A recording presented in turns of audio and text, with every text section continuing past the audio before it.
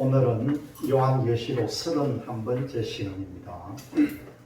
말씀의 제목은 처음 익은 열매로라는 말씀으로 은혜를 나눌까 합니다. 먼저 오늘 본문 계시록 14장 1절의 말씀을 보겠습니다. 또 내가 보니 어린 양이 시온산에 섰고 그와 함께 14만 4천이 섰는데 그 이마에 어린 양의 이름과 그 아버지의 이름을 쓴 것이 있도다. 계시록 14장 1절에 어린 양이 시온산에 섰고 그와 함께 14만 4천이 있다고 그렇게 말씀합니다. 계시록 7장에서도 14만 4천을 말씀을 드렸습니다. 계시록 7장의 14만 4천인과 계시록 14장의 14만 4천이는요, 내용이 다른 내용입니다. 계시록 7장에 있는 14만 4천이는 유태인들이 세계로 흩어져 있는데 그들이 고향 땅에 다 돌아와서 각 지파별로 1만 2천 명씩 인치는 것을 설명을 하고, 여기 계시록 14장의 14만 4천은 그의 이마에 어린 양의 이름과 그 아버지의 이름을 쓴 것이 있다는 뜻을 깨달으면 차이가 있다는 것을 알 수가 있습니다. 그런데 계시록 7장을요, 계시록 14장으로 연결시켜서 같이 전하는 분들이 많이 있다는 사실입니다. 본문 계시록 7장 1절에서 4절의 말씀을 한번 보겠습니다. 이일 후에 내가 네 천사가 땅 네 모퉁이에 선 것을 보니 땅에 사방에 바람을 붙잡아 바람으로 하여금 땅에나 바다에나 각종 나무에 불지 못하게 하더라. 또 봄에 다른 천사가 살아계신 하나님의 인을 가지고 해 돋는 데로부터 올라와서 땅과 바다를 해롭게 할 권세를 얻은 네 천사를 향하여 큰 소리로 외쳐 가로되, 우리가 우리 하나님의 종들의 이마에 인치기까지 땅이나 바다나 나무나 해하지 말라 하더라.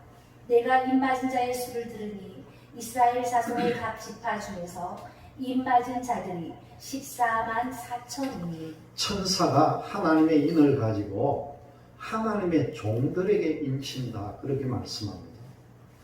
계시록 7장에 나오는 하나님의 인과 계시록 14장에 나오는 하나님의 이름과는 틀립니다. 이것을 착각했기 때문에 문제가 생긴 것입니다. 우리는 하나님의 진리의 말씀을 믿는 믿음 가운데서 인침을 받았습니다. 인침을 받았는데 또 하나님의 인을 받는다는 것은 다르다고 생각하는 경우를 요한계시록을 증거하시는 분들을 통해서 많이 나타나고 있는데, 착각하지 마시고 성경을 찾아서 확인하시기 바랍니다. 고린도후서 1장 20절에서 22절의 말씀입니다. 하나님의 약속은 얼마든지 그리스도 안에서 예가 되니 그런즉 그로 말미암아 우리가 아멘하여 하나님께 영광을 돌리게 되느니라. 우리를 너희와 함께 그리스도 안에서 경복케 하시고 우리에게 기름을 부으신 이는 하나님이시니 저가 또한 우리에게 인치시고 보증으로 성령을 우리 마음에 주셨느니라. 하나님이 우리에게 인치고 성령으로 보증을 세워주셨다는 겁니다. 우리를 너희와 함께 그리스도 안에서 견고케 하시고 우리에게 기름을 부으신 이는 하나님이시라는 거죠. 여기에 저가라고 하는 이 저가는 바로 하나님이라는 겁니다. 또한 우리에게 인치시고, 이것이 하나님의 인입니다. 보증으로 성령을 우리 마음에 주셨느니라. 여러분, 예수님은 내가 곧 길이요 진리다, 그렇게 말씀합니다. 하나님의 말씀에는 예라는 말만 필요합니다. 왜 그렇겠습니까? 하나님은 거짓이 없기 때문이죠. 그 진리를 믿는 믿음을 가진 사람들에게 하나님이 도장을 쳐서 너는 의인이다, 그렇게 도장을 찍고 성령을 보증으로 주었다는 겁니다. 이것을 잘못 착각하다 보니까 아버지의 인을 하나님의 인으로 계시록 7장에서 착각을 한 것이죠. 창세기 15장 1절부터 6절까지는 하나님이 아브라함에게 나타나서 내가 너로 네 허리에서부터 하늘의 별수처럼 많겠다 그렇게 약속할 때에 그 약속을 믿을 때에 의로 인정을 합니다. 그러나 하나님의 진리를 배반함으로 이 세상은요 모두가 죄인이 되었습니다. 선악과 따먹으면 정령 죽어 하는 것이 진리였다는 거죠. 하나님의 진리의 말씀을 믿는 믿음을 가진 사람에게 너는 의인이다 하고 도장을 찍는 것이 하나님의 인이라는 겁니다. 그 가운데서 보정으로 주신 것이 바로 성령이라는 거죠. 우리는 벌써 성령을 받고 예수 그리스도를 믿고 하나님의 인을 받았는데 또 인을 치겠습니까? 아니라는 겁니다. 계시록 7장 1절에서 8절 말씀에 하나님의 종들에게 인친다 그런 말씀이 나옵니다. 하나님의 종들이 누구입니까? 이스라엘 유대인들이 하나님의 종들이라고 창세기 16장 33절과 44절 그리고 창세기 50장 15절과 17절에 나옵니다. 계시록 7장의 14만 4천인은 전 세계에 흩어졌던 유대인들이 고향 땅으로 다 돌아가서 그때 예수 그리스도를 믿는 믿음을 가진 사람들에게 각 지파별로 1만 2천 명씩 인을 칩니다. 그래서 계시록 7장의 14만 4천과 계시록 14장의 14만 4천이 혼돈 속에 있다는 거죠. 고린도후서 1장 20절에서 22절에서 하나님이 인을 쳤습니다. 그리고 성령으로 보정을 주셨습니다. 여러분들은 하나님의 인, 그 성령을 다 받은 분들입니다. 그런데 또 받는단 말입니까? 지워졌으면 또 받아야 되겠죠. 계시록 7장에 나오는 하나님의 인이라는 것은 하나님이 하나님의 아들 예수 그리스도를 보내준다고 약속을 했는데 이 유대인들은 아직도 예수 그리스도가 자기들의 구세주가 아니다라고 부인을 합니다. 그래서 세계로 유대인들이 흩어졌다가 고향 땅으로 다 돌아간 후에 내 바람을 불지 마라. 우리가 우리 하나님의 종들의 이마에 인치기까지 바람을 불지 말라 그렇게 말씀합니다. 유대인들에게 각 지파별로 1만 2천인씩 인친 후에 계시록 7장 9절에서 15절까지 각 나라와 족속과 방언과 백성과 방언에서 능히 셀 수 없는 흰 무리들이 환난을 통해서 구원받는 것을 말씀합니다. 세계 각국에서 예수 그리스도를 믿는 사람들은 벌써 하나님의 인침을 받았고 성령으로 보정으로 받았던 사람들이 세상을 살아가는 동안에 범죄했던 모든 죄가 환난을 통해서 죄가 깨끗하게 되어 구원을 받게 됩니다. 계시록 14장에서 어린 양의 이름과 아버지의 이름을 쓴 것이 있다는 뜻은 소아시아 빌라델비아 교회를 통해서 네가 세상 권세를 이기고 승리하면은 어린 양의 이름과 하나님의 이름을 너희 이마에 기록한다 그렇게 말씀합니다. 계시록 14장에서 말씀은 시온산에 그와 함께 14만 4천이 섰으면 하늘나라가 이루어진 상태에 가서 서 있는 사람입니까? 땅에 있는 사람입니까? 본문 보니까 또 내가 보니 보라 어린 양이 시온산에 섰고 이 시온산이 어디란 말입니까? 이것은 하늘나라의 시온산입니다. 거기는 하나님이 계신 곳입니다. 히브리서 12장 22절에서 23절의 말씀을 한번 봅니다. 그러나 너희가 이룬 곳은 시온산과 살아계신 하나님의 도성인 하늘의 예루살렘과 천만 천사와 하늘에 기록한 장자들의 총회와 교회와 만민의 심판자이신 하나님과 및 온전케 된 의인의 영들과 시온산이란 낱말 사전에 산봉우리다 그렇게 나와 있습니다. 산 중에도 제일 높은 곳을 말합니다. 하늘나라도요, 첫째 하늘이 있고 둘째, 셋째 하늘이 있는데 이 세상은 첫째 하늘이요, 하나님이 계신 곳은 셋째 하늘입니다. 그래서 이 시온이라는 단어의 표시를 산봉우리다 그렇게 말합니다. 가장 높은 위치라는 거죠. 하늘나라 셋째 하늘이 가장 높은 하늘입니다. 그러나 너희가 이런 곳은 시온산과 우리가 구원받아서 가는 곳이라는 거죠. 살아계신 하나님의 도성인 하늘의 예루살렘과 이 예루살렘이란 평강의 나라를 말합니다. 천만 천사와 하늘에 기록한 장자들의 총회와 이것은 바로 이스라엘 백성들을 보고 장자들의 총회다 그렇게 말합니다. 교회와 만민의 심판자이신 하나님과 그리고 온전케 된 의인의 영들과 예수 그리스도를 믿고 신앙생활하다가 육신은 흙으로 돌아가고 영은요 시온산과 살아계신 하나님의 도성인 예루살렘으로 간다는 거죠. 여기를 우리는 낙원이라고도 말합니다. 낙원이 따로 있고 예루살렘이 따로 있고 시온성이 따로 있느냐? 그것이 아니라는 거예요. 예루살렘이나 시온산이나 낙원이나 다 똑같습니다. 그것을 성경에서는 셋째 하늘이다 그렇게 말합니다.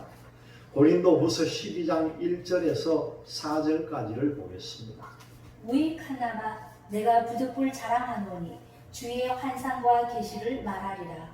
내가 그리스도 안에 있는 한 사람을 아노니 14년 전에 그가 셋째 하늘에 이끌려 간 자라. 그가 몸 안에 있었는지 몸 밖에 있었는지 나는 모르거니와 하나님은 아시느니라. 내가 이런 사람을 아노니 그가 몸 안에 있었는지 몸 밖에 있었는지 나는 모르거니와 하나님은 아시느니라. 그가 낙원으로 이끌려가서 말할 수 없는 말을 들었으니 사람이 가히 이르지 못할 말이로다. 하늘나라에 올라가는데 더러운 육체로는 갈 수가 없습니다. 고린도전서 15장 50절에는 혈과 육을 가지고는 하늘나라 갈 수 없다고 답이 나와 있습니다. 이렇게 자기가 셋째 하늘로 올라간 것을 내가 몸 안에 있었는지 몸 밖에 있었는지 나는 모르지만 하나님은 아신다 그렇게 바울은 말합니다. 그러면 육체 속에 영이 빠져나가서 셋째 하늘로 올라갔는데 그 셋째 하늘을 보고 낙원이다, 예루살렘이다, 시온산이다 그렇게 말합니다. 본문 계시록 14장 1절을 다시 봅니다. 또 내가 보니 어린 양이 시온산에 섰고 그와 함께 14만 4천이 섰는데 그 이마에 어린 양의 이름과 그 아버지의 이름을 쓴 것이 있도다. 하늘나라 보좌 우편에 앉아 계신 분이 누구십니까? 우리는 여기서 우리를 구원하기 위한 뜻으로 예수라고도 부를 수 있지만 하늘나라 보좌 우편에 앉아있는 위치는 이 세상 권세를 이기시고 승리하시고 하나님의 보좌에 앉으셨기 때문에 유대인의 왕의 이름을 가지고 있습니다. 그것이 어린 양의 이름입니다. 그 다음 아버지의 이름을 쓴 것이 있다는 것은요, 계시록 3장에 빌라델비아 교회를 통해서 말씀하신 것을 찾아보시면 분명히 이름이 기록되어 있습니다. 계시록 1장 20절에 7별의 비밀이 있는데 그 7별의 비밀을 풀지 못하면요 이런 오해의 소지가 생긴다는 겁니다. 계시록 3장 12절을 보겠습니다. 이기는 자는 내 하나님 성전에 기둥이 되게 하리니 그가 결코 다시 나가지 아니하리라. 내가 하나님의 이름과 하나님의 성 곧 하늘에서 내 하나님께로부터 내려오는 새 예루살렘의 이름과 나의 새 이름을 그의 위에 기록하리라. 여기서 하나님의 이름이라는 말씀이 나오는데 이 말씀이 스가랴서 14장 9절에도 그 말씀이 나옵니다. 우리가 이 스가랴서 14장 9절을 한번 보시면은 여기에 하나님의 이름이 나옵니다. 한번 찾아보겠습니다. 여호와께서 천하의 왕이 되시리니 그날에는 여호와께서 홀로 하나이실 것이요 그 이름이 홀로 하나이실 것이며. 누구의 이름입니까? 하나님의 이름이 홀로 하나이실 것이라는 거죠. 천하의 홀로 하나면은 왕이라는 겁니다. 성경은요, 성경에서 모든 답을 찾을 수가 있습니다. 하나님의 이름 여호와하고 임이라는 도장을 계시록 7장에서 14만 4천인에게 찍는데 여호와라는 말입니까? 여러분 묻고 싶습니다. 분명히 세월이 지나다 보면은 잘못 증거된 것은 도태가 되고 진리의 말씀은 반석 위에 굳건하게 설 것을 믿으시기를 바랍니다. 어린 양의 이름이라는 것은 예수님이 십자가에 못 박히기 전에 빌라도 법정에서 재판을 받을 때에 이 사람이 유대인의 왕이라고 한다 그렇게 고소를 했더니 빌라도가 말하기를 네가 그리스도냐 하니까 예수님께서는 그렇다 그렇게 대답을 합니다. 여러분 그리스도라는 게 무슨 뜻입니까? 왕이라는 뜻이죠. 메시아라는 뜻이죠. 제사장이라는 뜻도 되고 선지자라는 것입니다. 이것을 메시아 그리스도라 합니다. 빌라도가 예수님에게 네가 유대인의 왕이냐? 그렇다. 네가 목수의 아들이냐? 아니다.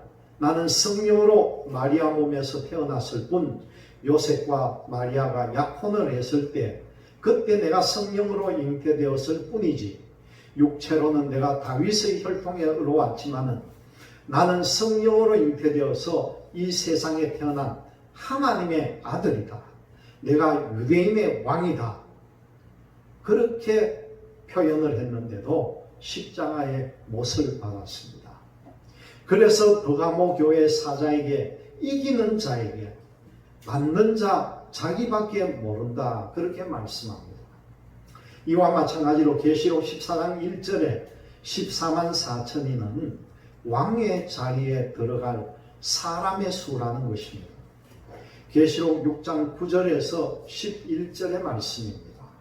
다섯째 인을 떼실 때에 내가 보니 하나님의 말씀과 저의 가진 증거를 인하여 죽임을 당한 영혼들이 제단 아래에 있어 큰 소리로 불러 가로되 거룩하고 참되신 대주제여 땅에 거하는 자들을 심판하여 우리 피를 신원하여 주지 아니하시기를 어느 때까지 하시려나이까 하니 각각 저희에게 흰 두루마기를 주시며 가라사대 아직 잠시 동안 쉬되 저희 동무 종들과 형제들도 자기처럼 죽임을 받아 그 수가 차기까지 하라 하시더라. 하나님의 말씀과 예수의 증거를 가지고 목배임을 받은 순교자들이 지금 하늘나라 제단에서 신원을 합니다. 하나님, 이 피값을 언제나 갚아주실 겁니까? 하나님의 응답이 뭐라고 합니까? 너희들과 같이 순교의 숫자가 차면 원한을 갚아준다. 이 말씀을 계시록 20장을 연결해서 보면은 순교한 사람들이 그리스도와 더불어 왕노릇 하는지 안 하는지 잘 보시기를 바랍니다. 다섯 인을 떼실 때에 내가 보니 하나님의 말씀과 저희의 가진 증거를 인하여 죽임을 당한 영혼들이 제단 아래에 있어 이 말씀을 계시록 20장 4절로 연결해서 봅니다. 계시록 20장 4절의 말씀입니다. 또 내가 보자들을 보니 거기 앉은 자들이 있어 심판하는 권세를 받았더라. 또 내가 보니 예수의 증거와 하나님의 말씀을 인하여 목배임을 받은 자의 영혼들과 또 짐승과 그의 우상에게 경배하지도 아니하고 이마와 손에 그의 표를 받지도 아니한 자들이 살아서 그리스도로 더불어 1000년 동안 왕노릇하니. 짐승의 표와 우상에게 절하는 시대가 언제입니까? 이때는 7년 환란 후 3년 반입니다. 그 후 3년 반에 가서 그 숫자가 찬다는 뜻이 바로 이 뜻입니다. 말씀 가운데 살아서, 여기서 살아서 하는 말씀은 산순교가 아닙니다. 이 말씀의 뜻을 잘 이해하시면은 계시록 20장 4절에서 6절까지 한 대목은 사람이 죽었다가 다시 살아나야 될 것을 말합니다. 계시록 20장 4절에서 6절까지는 부활에 대한 것을 말씀합니다. 부활이라는 뜻은요, 죽어야 산다는 거죠. 죽어야 부활이 된다는 겁니다. 그런데 죽지 않으면은 이것을 우리는 변화임이다, 그렇게 말합니다. 계시록 7장은 죽음을 보지 않은 사람이기 때문에 변화임이요, 계시록 14장은요 목배임을 받은 순교자이기 때문에 부활이 될 사람들입니다. 이것은 차이가요, 하늘과 땅의 차이입니다.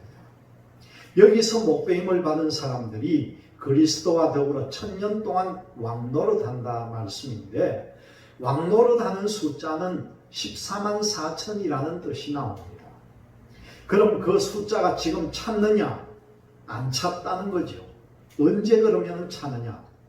짐승의 표를 받고 짐승의 우상에게 절할 때에 가서 차게 된다는 겁니다. 본문 14만 4천인의 이마에 어린 양의 이름과 하나님 아버지 이름을 쓴 것이 있다고 하는데 왜 14만 4천이라고 합니까? 본문 계시록 14장 1절에서 3절의 말씀을 봅니다. 또 내가 보니 어린 양이 시온산에 섰고 그와 함께 14만 4천이 섰는데, 시온산에 서서면은 하늘나라에 가서 14만 4천이 섰다는 말입니다. 계시록 6장 9절에서 11절까지 너희들과 같이 순교의 수가 차기까지 기다려라 했으니까 너희들과 같은 숫자가 있어야 된다는 것을 성경을 연결시켜서 보니까 거기에 14만 4천이 나왔습니다. 이마에 어린 양의 이름과 그 아버지의 이름을 쓴 것이 있도다. 내가 하늘에서 나는 소리를 들으니 많은 물소리도 같고 큰 내성도 같은데, 내게 들리는 소리는 검은 곳 타는 자들의 그 검은 곳 타는 것 같더라. 저희가 보좌와 내 생물과 장로들 앞에서 새 노래를 부르니 땅에서 구속함을 얻은 14만 4천인 밖에는 능히 이 노래를 배울 자가 없더라. 구원받은 14만 4천인은 새 노래를 부릅니다. 우리가 예수 그리스도를 진실하게 믿는 믿음을 가지고 있다가 구원을 받아서 하늘나라 가면은 우리가 영원토록 하나님을 섬기는데, 하나님을 영원토록 섬기는 비결이 무엇이겠습니까? 본문 계시록 14장 2절에서 4절의 말씀을 봅니다. 내가 하늘에서 나는 소리를 들으니 많은 물소리도 같고 큰 뇌성도 같은데, 내게 들리는 소리는 검은 곳 타는 자들의 그 검은 곳 타는 것 같더라. 저희가 보좌와 내 생물과 장로들 앞에서 새 노래를 부르니 땅에서 구속함을 얻은 14만 4천이 밖에는 능히 이 노래를 배울 자가 없더라. 새 노래를 부르는데 여기에는 곡조가 없습니다. 단지 하늘에서 뇌성과 같은 소리가 들리고 많은 물소리 같은 소리가 들리고 검은 곳 타는 소리 같은 소리가 들립니다. 악기 소리, 이 세상으로 말하면은 가수들이 많은 악기를 동원해서 연주를 합니다. 그 연주에 따라서 노래를 부릅니다. 그 사람들은 곡이 다 있습니다. 그런데 14만 4천인들은 곡도 없는데 하늘에서 물소리 같은 소리가 졸졸 흘러내리기도 하고 또 천둥 번개 치는 것 같이 쾅쾅 하는 소리도 납니다. 쉽게 말씀드리면 우리가 사분의 사박자 노래를 부르면 큰 북을 칠 때 하나 둘 셋 넷 쾅 하고 소리가 나듯이 큰 뇌성과 같은 소리가 나면서 검은 곳 하는 소리 같은 것이 들린다는 거죠. 그 음률에 따라서 새 노래를 부르는데 14만 4천인 밖에는 못 부른다는 것입니다. 고린도전서 15장 20절의 말씀입니다. 그러나 이제 그리스도께서 죽은 자 가운데서 다시 살아 잠자는 자들의 첫 열매가 되셨도다. 14만 4천인도 첫 열매입니다. 여러분, 첫 열매란 것은요, 하나님 앞에 온전한 제물을 바쳐 순교한 사람들이 바로 첫 열매라는 거예요. 이 말씀을 예수님이 이 땅에 오셔서 온 인류의 모든 죄를 담당하시고 십자가에 죽었다가 살아나게 될 것을 레위기 23장 9절에서 11절에 예언이 되어 있습니다. 레위기 23장 9절에서 11절의 말씀을 봅니다. 여호와께서 모세에게 일러 가라사대 이스라엘 자손에게 고하여 이르라 너희는 내가 너희에게 주는 땅에 들어가서 너희의 곡물을 거둘 때에 위선 너희의 곡물의 첫 이삭 한 단을 제사장에게로 가져갈 것이요 제사장은 너희를 위하여 그 단을 여호와 앞에 연락되도록 흔들되 안식일 이튿날에 흔들 것이며 하나님께서 이스라엘 백성들에게 너희들이 가나안 땅에 들어가거든 땅에서 올라오는 곡식 중에 제일 먼저 우선 한 이삭이 아니라 한 단을 묶으라는 겁니다. 그러면 예수님 한 사람만 부활의 첫 열매면 이삭 하나면 됩니다. 예수님도 요한복음 12장 24절에서 밀 한 알이 땅에 떨어져 썩지 않고 그냥 있으면 열매를 맺지 못하고 썩으면 많은 열매를 맺는다 그렇게 말씀하셨습니다. 부활의 첫 열매도 첫 열매를 맺을 수 있다는 뜻입니다. 그와 같이 예수님이 이 땅에 오셔서 온 인류의 죄를 지시고 십자가에 못 박혀서 금요일 날 죽으신 후에 언제 부활했습니까? 안식 후 첫날이 이튿날입니다. 이렇게 구약 모세오경에는 어렵게 되어 있지만요, 성경이 전부 연결이 되어 있습니다. 한 단이면은 이삭이 여러 개가 묶은 것을 말합니다. 본문 14만 4천 계통들이 부활의 첫 열매니까 예수님을 통해서 부활의 첫 열매가 된 한 단이 되었다는 거죠. 우리가 이 땅에서 예수 그리스도를 영접하는데 죽었다가 부활되면서 영접하는 사람도 있고 살아서 변화되면서 영접하는 두 종류가 있습니다. 계시록 7장에 14만 4천이는 변화받을 성도들입니다. 계시록 7장 9절에서 15절까지 말씀도 변화임입니다. 계시록 14장에서 14만 4천이는요 부활될 사람들입니다. 본문에서는 첫 열매다 그렇게 나타납니다. 그러면 우리가 예수 그리스도를 믿고 구원받은 성도들이 영이 하늘나라에 가 있다가 이 땅에 예수 그리스도께서 강림하실 때에 그때 다 부활이 되느냐? 첫째 부활이 될 사람이 있고 둘째 부활이 될 사람, 그렇게 두 가지로 되어 있다는 거죠. 첫째 부활 때에는요 심판은 없고 부활만 되어서 왕만 된다는 겁니다. 둘째 부활 때는요 심판의 부활과 생명의 부활 두 가지로 나뉘어집니다. 많은 성도들이 성경의 지식이 없어서 예수님이 재림할 때 부활이 다 되는 줄 알고 있습니다. 계시록 20장 4절에서 6절의 말씀입니다. 또 내가 보자들을 보니 거기 앉은 자들이 있어 심판하는 권세를 받았더라. 또 내가 보니 예수의 증거와 하나님의 말씀을 인하여 목배임을 받은 자의 영혼들과 또 짐승과 그의 우상에게 경배하지도 아니하고 이마와 손에 그의 표를 받지도 아니한 자들이 살아서 그리스도로 더불어 1000년 동안 왕노릇하니 4절에 모든 사람이 그리스도와 더불어 왕노릇을 합니다. 그리스도로 더불어 왕노릇할 사람 외에 나머지 사람들은요 1000년 세계가 차고 나야 부활이 된다는 뜻입니다. 그것이 계시록 20장에 흰 보좌 심판 때 생명의 부활과 심판의 부활로 나온다는 거죠. 첫째 부활 때는 심판이 없다는 사실입니다. 이는 첫째 부활이라. 이 첫째 부활에 참여하는 자들은 복이 있고 거룩하도다. 둘째 사망이 그들을 다스리는 권세가 없고 도리어 그들이 하나님과 그리스도의 제사장이 되어 1000년 동안 그리스도로 더불어 왕노릇하더라. 천년 세계는 왕만 들어가는 것이 아니라 계시록 7장의 사람들이 다 같이 들어간다는 거죠. 계시록 7장에 세계에 흩어졌던 유대인들이 고향 땅으로 다 돌아와서 14만 4천인을 친 후에 계시록 11장에 유대인들도 구원받을 사람들을 인치는 작업을 하고 또 계시록 7장 9절에서 15절까지 각 나라와 족속에서 능히 셀 수 없는 흰 무리들이 구원을 받는데 그 사람들이 천년 세계로 들어갑니다. 천년 세계에는 어떤 사람들이 들어갑니까? 첫 번째는 변화임이 들어가고요.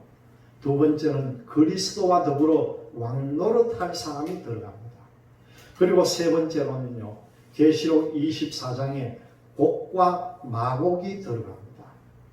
천년이 차고 난 후에 흰보자 심판을 받습니다. 그때는 천년 세계에 들어간 사람들 외에 나머지 죽은 사람들도 다 나오게 만든다는 거죠. 그때 부활을 다 시켜서 한쪽은 양, 한쪽은 염소, 한쪽의 양은 생명의 부활로, 다른 쪽의 염소는 심판의 부활로 나온다는 겁니다. 그때는 무덤에 있는 자들이 다 나오게 된다는 사실입니다. 요한복음 5장 25절에서 29절의 말씀을 나누겠습니다. 진실로 진실로 너희에게 이르노니 죽은 자들이 하나님의 아들의 음성을 들을 때가 오나니 곧 이때라. 듣는 자는 살아나리라. 육체는 살아있는데 영이 죽어있는 그 사람들에게 하나님의 아들의 음성을 들으면 심령의 영혼이 살아난다는 뜻입니다. 아버지께서 자기 속에 생명이 있음 같이 아들에게도 생명을 주어 그 속에 있게 하셨고 또 인자됨을 인하여 심판하는 권세를 주셨느니라. 이를 기이 여기지 말라. 무덤 속에 있는 자가 다 그의 음성을 들을 때가 오나니 선한 일을 행한 자는 생명의 부활로 악한 일을 행한 자는 심판의 부활로 나오리라. 무덤 속에서 나올 때가 언제입니까? 이때는 둘째 부활의 때입니다. 첫 번째 부활 때는 심판이 없습니다. 그럼 부활되는 사람들은 본문에서 14만 4천인이 첫째 부활의 첫 열매가 됩니다. 그래서 예수님이 이 땅에 강림할 때에 그들이 붙은 자도 자고 그 다음은 나중이다 그렇게 설명을 합니다. 고린도전서 15장 22절에서 24절의 말씀입니다. 아담 아래서 모든 사람이 죽은 것 같이 그리스도 안에서 모든 사람이 삶을 얻으리라. 그리스도 안에서 모든 사람이 살아나기는 살아나는데 그러나 각각 자기 차례대로 되리니 차례가 있다는 말이죠. 먼저는 첫 열매인 그리스도요. 다음에는 그리스도 강림하실 때에 그에게 붙은 자다 그렇게 말씀합니다. 이 사람이 14만 4천이라는 거죠. 그리고 24절에 보니까 그 후에는 나중이다 말씀하는데 나중이면은 부활, 1차 부활, 2차 부활이 있다는 말씀입니다. 1차 부활 때는 계시록 14장에 14만 4천이만 부활되고 나머지는 천년이 끝난 후에 보좌 심판 때 부활이 된다는 거죠. 그 영혼들은 어디에 있습니까? 구원받은 성도들은 하늘나라 셋째 하늘에 가 있습니다. 단지 천년 세계에만 내려오지 못하는 것뿐입니다. 흰보좌 심판 때는 그 사람들이 다 내려오면서 부활이 됩니다. 그래서 영계에 대한 분별력이 있어야 되는데요.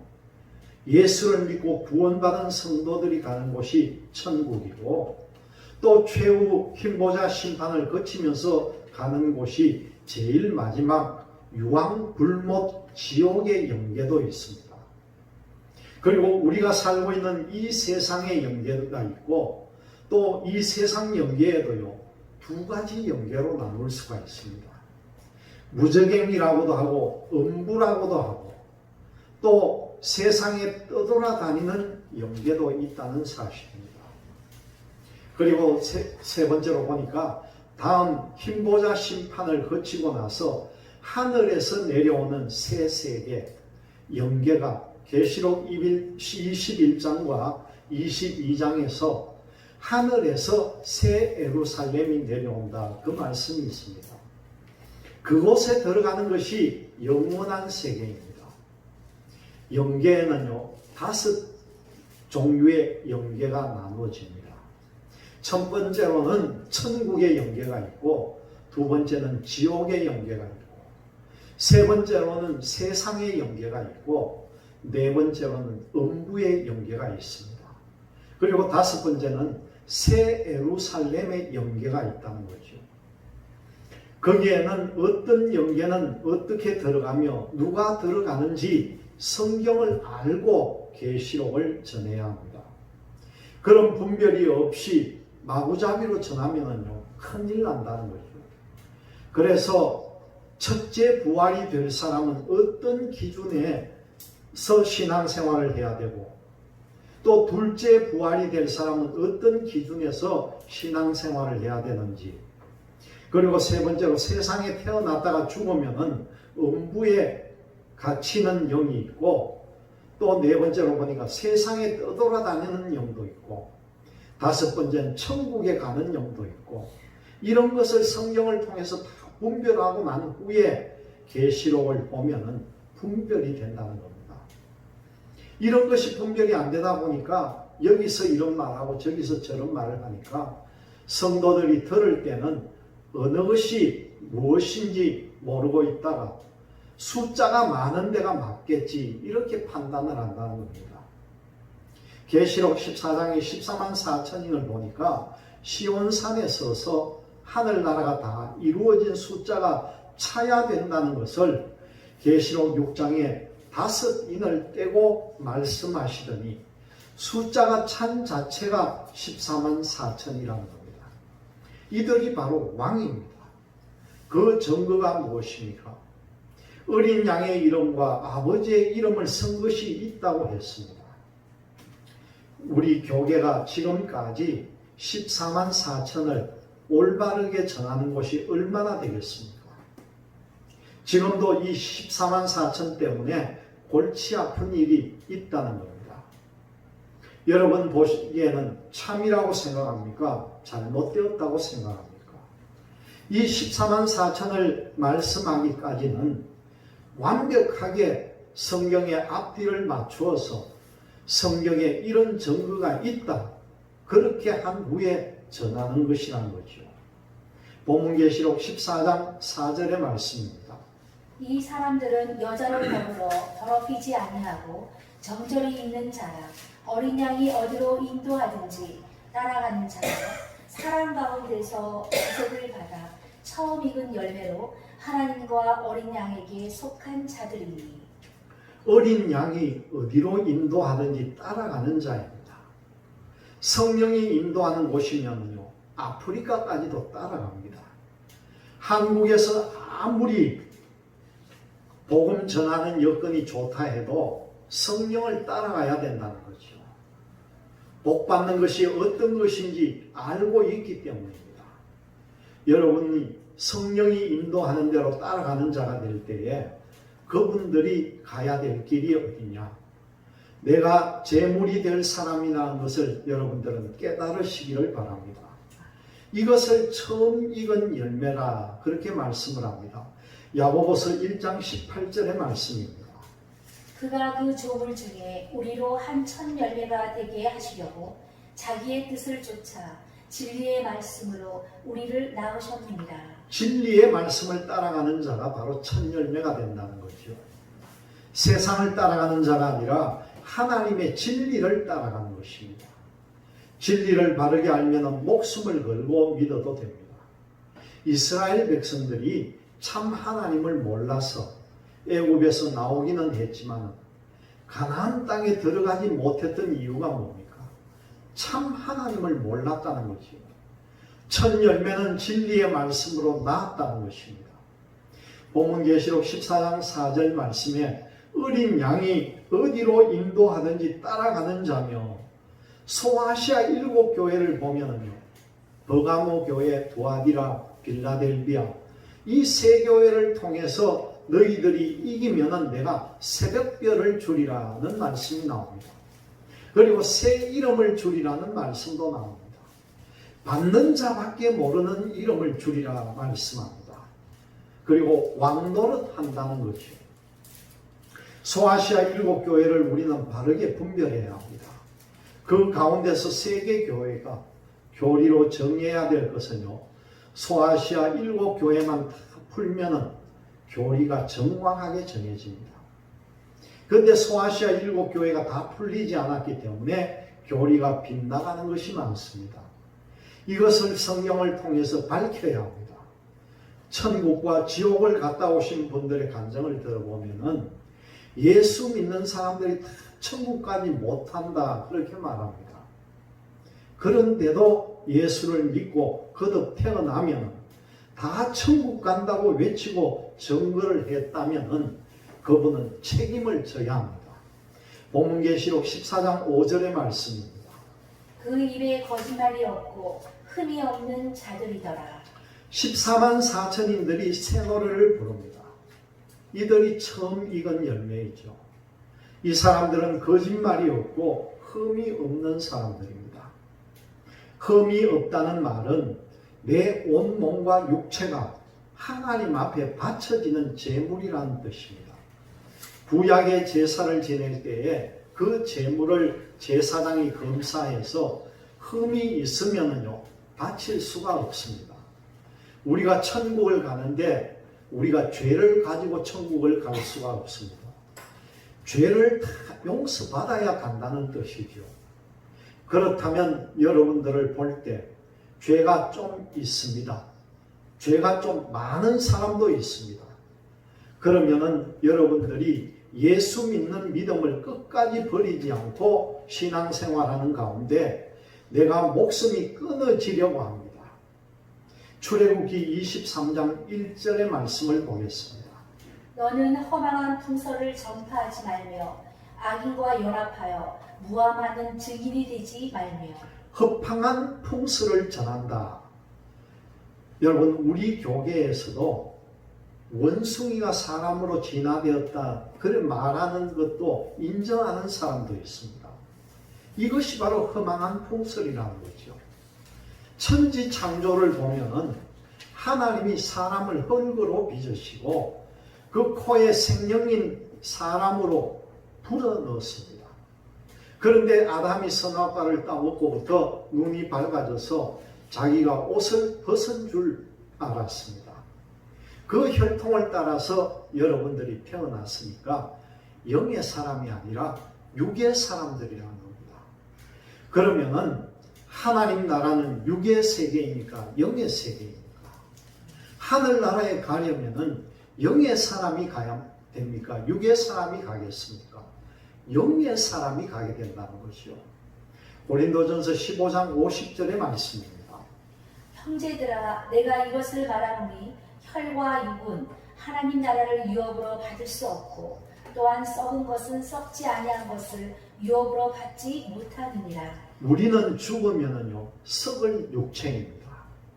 혈과 이 육체로는요 하늘나라에 가지 못한다는 거예요. 요한복음 3장 1절에서 6절의 말씀을 보겠습니다. 바리새인 중에 니고데모라 하는 사람이 있으니 유대인의 가문이라. 그가 밤에 예수께 와서 가로되 랍비여 우리가 당신은 하나님께로서 오신 선생인 줄 아나이다. 하나님이 함께 하시지 아니하시면 당신이 행하시는 이 표적을 아무라도 할 수 없음이니이다. 예수께서 대답하여 가라사대 진실로 진실로 내게 이르노니 사람이 거듭나지 아니하면 하나님 나라를 볼 수 없느니라. 니고데모가 가로되 사람이 늙으면 어떻게 날 수 있삼나이까? 두 번째 모태에 들어갔다가 다시 날 수 있삼나이까? 예수께서 대답하시되 진실로 진실로 내게 이르노니 사람이 물과 성령으로 나지 아니하면 하나님 나라에 들어갈 수 없느니라. 육으로 난 것은 육이요 성령으로 난 것은 영이니. 육으로 난 것은 육이요 우리는 육으로 부모로부터 태어났습니다. 성령으로 난 것은 영이니 우리가 거듭 태어났으면 무슨 사람입니까? 영의 사람이 된다는 거죠. 거듭 태어나는 이유를 여러분들 아셔야 됩니다. 육체의 사람은 하늘나라에 못 가기 때문입니다. 영의 사람은요, 천국을 갈 수가 있습니다. 기도 많이 하는 분들을, 이 사람들을 만나보면은요, 이 사람은 영의 사람이요, 저 사람은 육의 사람이요를 알 수가 있다는 겁니다. 여러분들은 어떤 사람입니까? 영의 사람입니까? 아니면 육의 사람들입니까? 영의 사람, 이 반은 영의 사람이고 반은 육의 사람으로 왔다 갔다 한다는 것이요. 어쩌면은 저울로 달면은요, 육의 사람으로 치우치는 것이 더 많을 수도 있다는 겁니다. 여러분, 우리는 깨달아야 합니다.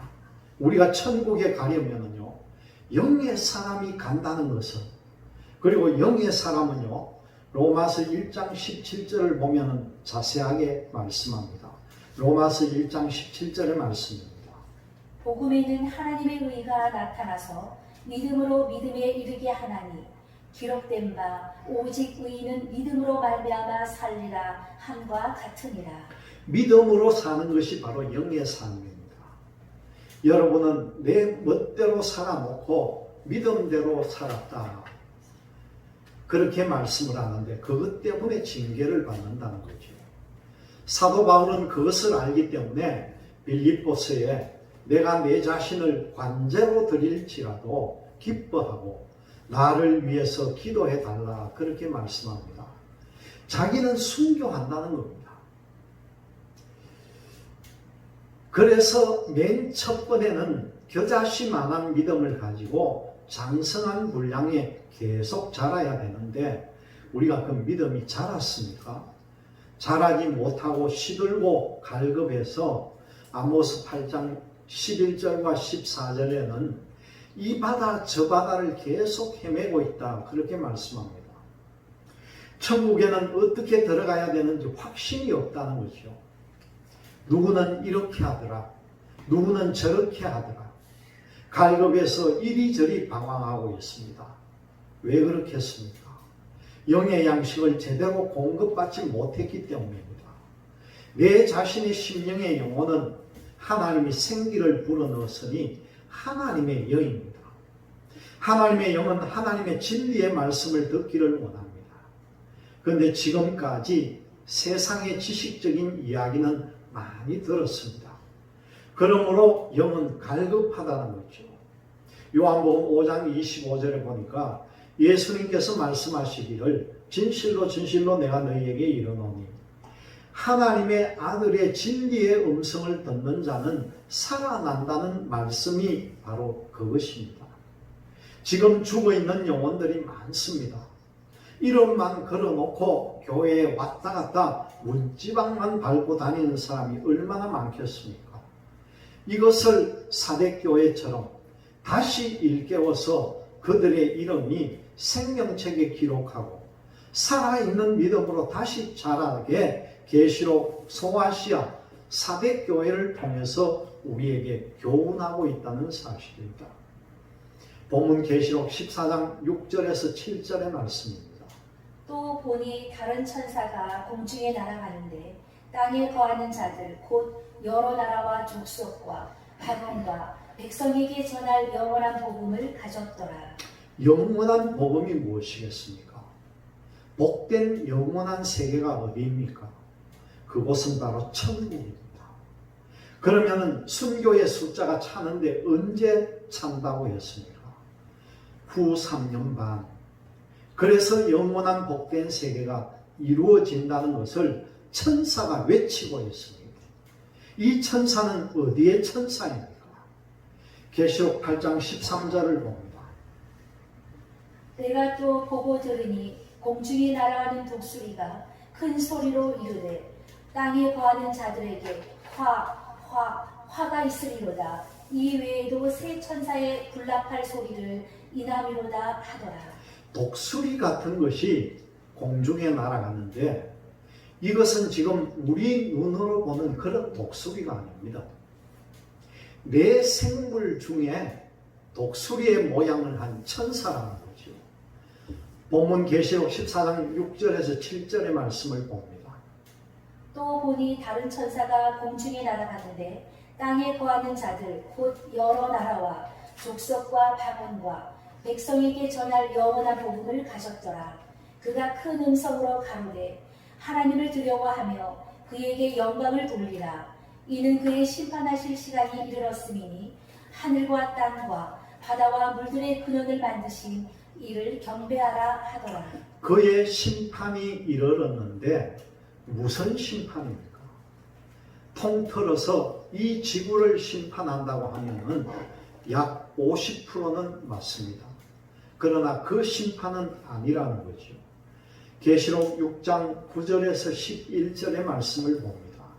다섯째 인을 떼실 때에 내가 보니 하나님의 말씀과 저희의 가진 증거를 인하여 죽임을 당한 영혼들이 제단 아래 있어 큰 소리로 불러 가로되 거룩하고 참되신 대주제여 땅에 거하는 자들을 심판하여 우리 피를 신원하여 주지 아니하시기를 어느 때까지 하시려나이까 하니 각각 저희에게 흰 두루마기를 주시며 가라사대 아직 잠시 동안 쉬되 저희 동무종들과 형제들도 자기처럼 죽임을 받아 그 수가 차기까지 하라 하시더라. 순교의 숫자가 차면은 그때 심판한다는 거죠.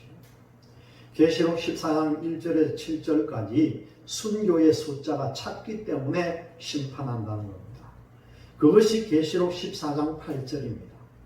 계시록 14장 8절을 가지고 순교자의 신원을 심판하는 것이 계시록 17장과 18장의 말씀입니다. 그래서 여기서 연결하면 안 되고 건너뛰어야 합니다. 본문 7절을 다시 보면서 정리합니다. 7절을 보니까요. 그가 큰 음성으로 가로되 하나님을 두려워하며 그에게 영광을 돌리라. 이는 그의 심판하실 시간이 이르렀으니 하늘과 땅과 바다와 물들의 근원을 만드신 이를 경배하라 하더라. 무엇을 심판합니까? 14만 4천인의 순교의 숫자가 참 신원하는 심판을 먼저 한다는 것이죠. 본문 계시록 14장 8절의 말씀입니다.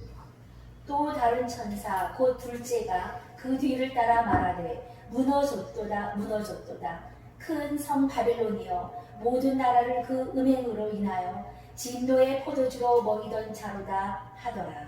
이 말씀이 계시록 17장과 18장에서 심판으로 이루어집니다.